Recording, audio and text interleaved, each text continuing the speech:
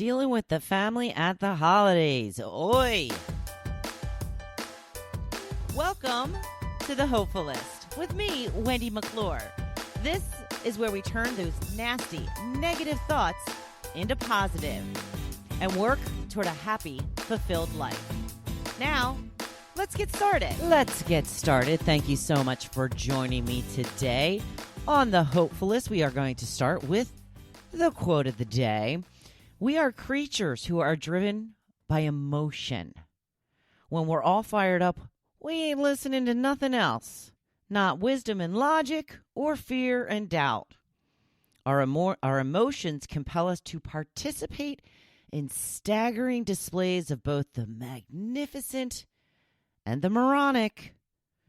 When you learn to master your mindset and focus on thoughts that elicit strong, positive emotions, you wield your power to take crazy leaps of faith in spite of your fears and in spite of the family holiday dinner. Yes. Control your emotions. That is what's going to help you through that Turkey Day dinner or whatever you happen to eat on Thanksgiving Day. I wanted to let you guys know about the personal positivity training that I offer.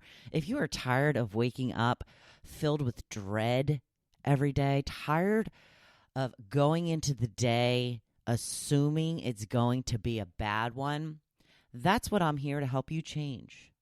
That's right. I focus on turning your negative thoughts into positive. I have tried and true ways that changed my life 180 degrees. I went from being a moody, miserable, pessimistic individual to being happy, healthy, still growing, but feeling joy every single day. This is what I want for you as well. So please reach out to me, schedule a free discovery call to see if we are the right fit for each other. My wish for you is to be as happy as I am and feel it every day, not just special occasions, vacations, parties. That's right. Every single day. On to the topic of the day. I often joke there is nothing that says spending the holidays with family like the line at the liquor store. I joke, but have you ever stopped there on Christmas Eve? Yeah, the line is wrapped around the store. It's always been a big joke about how stressful it is to spend time with family or in-laws at the holidays. Well, some people love spending time with their family and have no issues whatsoever. God bless you. Others love the time but still feel stress. Then there are others who feel overwhelmed at just the thought of being around people who will drill them with questions and judge them and their choices. So which category do you fall into? If you have no issues, you could probably go right ahead and skip this episode. But if you fall into one of those other categories, stay tuned. First and foremost, let's try to go in with a positive attitude. Let's hope for the best, but prepare for the worst. You never know. This could be the year everything goes smoothly. But let's have a backup plan just in case. Growing up, my family was always very loud, and there was usually at least one fight before we even sat down to dinner. There was yelling at people who were taking too many black olives before dinner. Now, why are they on the table if we can't eat them? There was a lot of getting in the way, people yelling that others needed to move so they could get to where they needed to be, getting stuff out of the oven, off the stove. Then we needed to make room for the carving because we never did that at the table. We always did that on the counter. We carved before we sat down to eat. Now, maybe a way to avoid something like this is to set a timeline for the dishes and who needs to be where at what time. I know, easier planned than done. That's why I'm a terrible cook. I can never get the timing down. Everything is done at all different times. But it's always worth an attempt. I know people that have this down to a science. Or just go in with the attitude that you're not going to get upset. Especially knowing this is what usually happens. Just get out of the way and get to your stuff when you can. Hopefully before it burns. Are you worried about politics coming up? Now, if you all have the same views, it can be a nice, lively conversation. That's always good, right? Or maybe you think differently than the majority sitting at your Thanksgiving table. That's okay. It's okay to discuss your point of view if you think it can be done in a respectful manner. But sometimes these things get heated and very quickly. So tread lightly. Or, maybe you want to get into a big fight and you don't have to buy as many Christmas presents this year because you're not speaking to Uncle Fred and Aunt Margie. Just a thought. Just a thought. Now, normally I don't advocate this because I feel everyone should speak their own truth.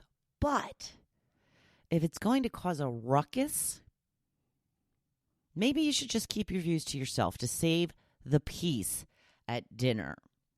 Sometimes it's hard to have a rational conversation with people when they have a very closed mind, that they are just committed to their cause and they refuse to see any other point of view.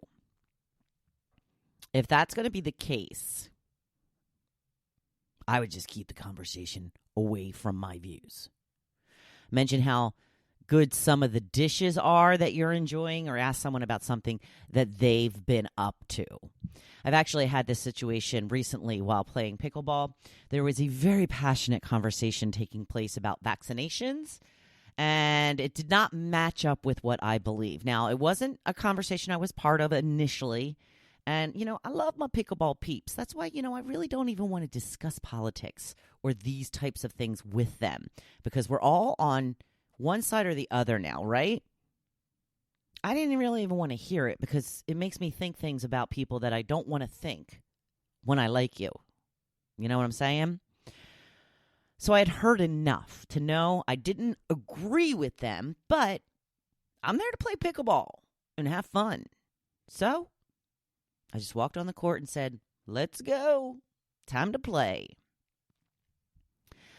Now, what if there's someone at dinner that has a habit of criticizing you? Go in with a plan. Have some phrases ready to go to combat it.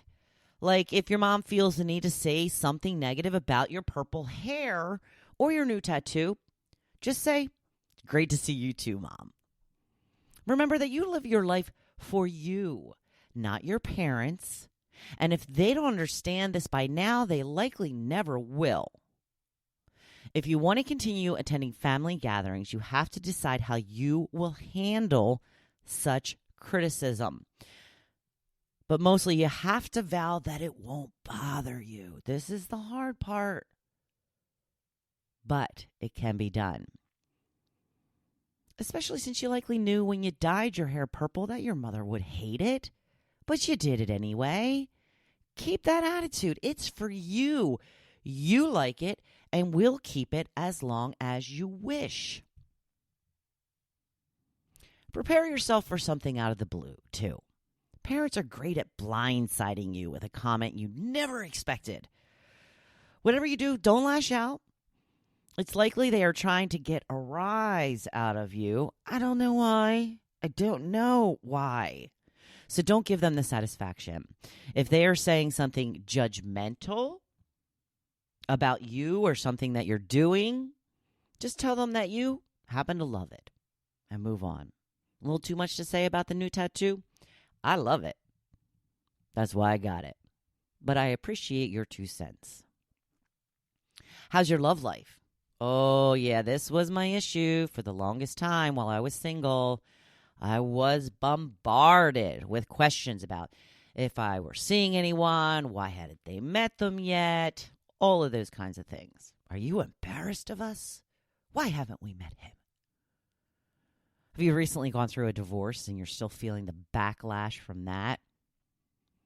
Just tell them, hey, doing the best I can. Rather not discuss it during this joyous occasion. I don't know if it'll work. Worth a shot. Do you have family members who have a little too much to say about how your kids are behaved? Yeah, this is a tough one to swallow and have to hear. The old, when I was raising you, may come up at times, but it is true. It's a completely different world now. And anyway, you are supposed to do things differently than when you were raised, right? We all hope to do a little bit better than our parents, and they should want that too. So yeah, the holidays, they can be tough, that's for sure. But if you keep your focus on the food and the love, I'm sure you can just make it through. But give yourself a little pep talk beforehand on how you hope to see things going. Visualize it and make plans to help it go that way. Of course, you don't have control over everything, but you do have control over how you will react. And hey, a drink really does not hurt. So, I hope that you all have an amazing holiday dinner with your family, with your friends, with your loved ones. I hope you eat way too much and have a fun, fight-free time. Gobble, gobble. Do you like my impersonation of a turkey? It's not that great. Gobble, gobble. No, it's not good at all. Not good at all. I'm sorry I did it a second time. I apologize. Hey, if you like this episode, please hit that follow or subscribe button and you will be notified whenever a new episode is ready to go. And please, please share with your friends. Spread the Hopefulist word. I will be so appreciative. I will write it down in my gratitude journal. Now, go forth and eat turkey. I hope that you have a fantastic week. It's a brand new week. And, of course, be badass. I'm here cheering you on. Thank you for listening to The Hopefulist. Now, don't you feel good? Make sure you come back next week. See you then.